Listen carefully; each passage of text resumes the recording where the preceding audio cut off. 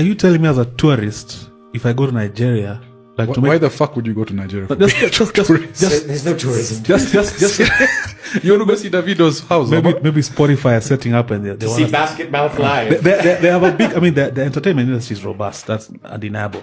So, but they don't perform there. Are you telling me that I'd have to get armed security like just to go to my hotel? Now, here's the thing. There are different tiers of transportation you can organize. So normally in Kenya, when you organize a taxi, you just tell them whether you want a van or an SUV or a salon car, right? In Nigeria, it's the same, but then with personnel as well. So it depends on how much you're willing to pay. Now, normally, everyone that comes in, especially Western organizations, Nigeria is marked as, I think, an orange state. So it's not too safe. It's not green. Green is safe. Orange, then red. What are we? I think we're orange. This is what, terror? Yeah, I mean, yeah, so kidnapping. It's Nigeria, dude. It's Nigeria, right? It's just rough. It's rough. But are you guys, so you're telling me in a sense GDP doesn't mean shit then? Like in terms of development of a country? I think there's obviously there's very rich Nigerians. We were talking about Banana Estate and Lekki Beach and all that. Well, there's very high-end areas. But you just, so the airport experience is rough, all right? So we had armed personnel escorting us to the hotel. Now, when we fika the hotel, have you been to a high-end hotel in Kenya? Like Radisson Blu? Mm-hmm. Like it's the one in Upper Hill. Pristine, done exceptionally well. This was a Lagos Continental. It was... Welcome! It was considered the most expensive and best place to have the conference, right? Best facilities. I think they lied to you, man. So when you engage over there, you're looking at the roof, you're seeing watermarks and stains. Like, you look at the chairs have cuts on them. And I think that experience described to me Nigeria as a whole. As a Nigerian, I believe this should worry you. This should bother you seriously. What made the Gen Z to embark on the revolution in Nepal? It was because of the hardship on ground, not just the hardship on ground.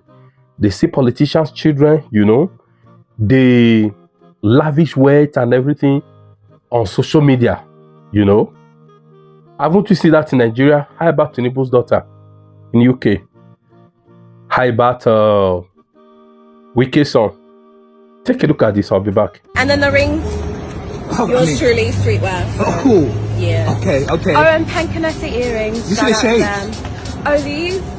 Don't worry about it. It's Oyinda, or as she likes to be known. I'm Oyinda. I'm Nigerian, but I grew up in London. Oyinda, pictured here being abused for a popular social media content creator, is the daughter of Nigeria's president, Bola Tinubu. Now, why is that important, and who cares about who her daddy is? She's just a human living her life, and she can't control who her parents are, so what's the story here? But before I answer that, here's a story about 6 members of a Nigerian fraud syndicate, whom the FBI has spent the best part of a decade tracking, extraditing, and putting behind bars. And let me tell you, working across multiple jurisdictions on different continents to arrest, extradite, prosecute, and jail these people for carrying out business email compromise and romance scams between 2015 and 2016 was a lot of work.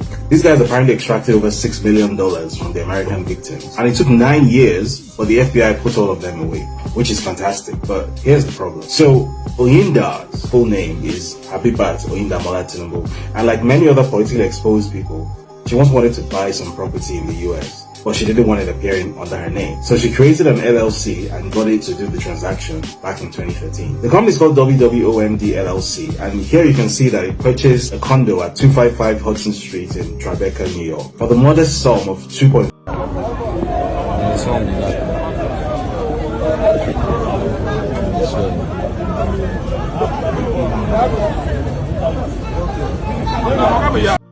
What Nepal saw is not up to 1/4 of what we are seeing in Nigeria. Yet, they took their destiny in their hands. They sacrificed only 50-something citizens to gain their freedom. They were able to kick out the occultic government. And after they kick out the government, the person now that was sworn in Nepal is who? The what? I think, let me say they are like their CJN, okay? who hate corruption. You understand?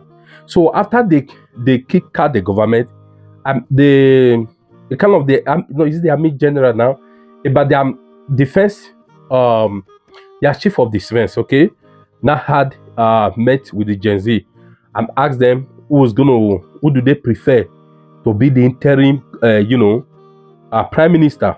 They picked that woman, and I learned that woman was also she also participated in the distinct revolution. Now only 57 something of them by which is not a good thing, but they gained their freedom. Now come to Nigeria. The shenanigans of the children of politicians, they saw that made them to take that action. We see it here every day. We see it every day. The suffering they were going through is times ours, is times 10 of theirs. Okay? It's times 10. We have massive insecurity. You can see the way they describe us now. This should be enough for Nigeria to storm the street. That's the truth. You get to Nigeria as somebody who comes from abroad and everything, you must organize your personnel security. Same thing. You understand what I'm saying? You spend of which if you're in abroad, you only work with an ADC with personal security because everywhere is secure. But Nigeria is insecure. Isn't this enough reason for us to take our destiny in our hands? It was only 50-something people that by Nepal got freedom. But we on daily basis, no less than 100, 200, we are losing them to kidnappers.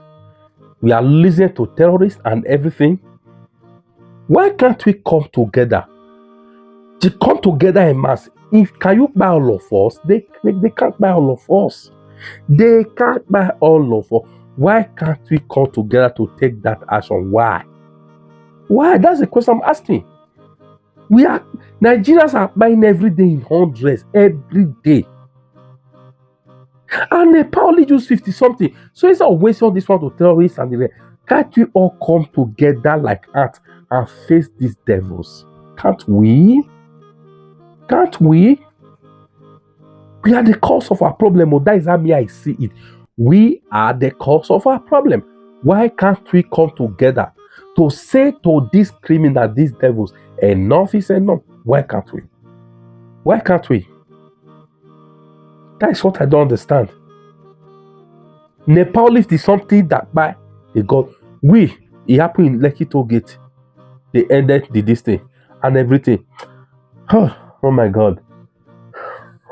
What's your take on this? Please drop it at the comment section. I just want to know your opinion on this. Thank you.